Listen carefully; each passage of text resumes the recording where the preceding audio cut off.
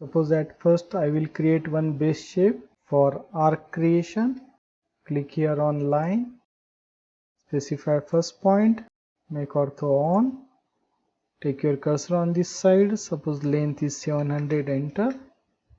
Take your cursor on this side, again 700, enter, enter. Now here I want to create arc. Click here on this arrow, click on start, center, end.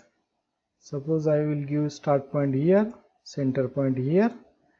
Now here this arc getting created from this side. I will make ortho mode off.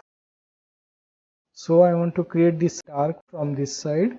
So to reverse the direction of this arc, you will have to press and hold Ctrl and move your cursor. So it will create arc from this side. Then click here. So in this way you can create arc in clockwise direction. So that's all. Thanks for watching. We will stop here.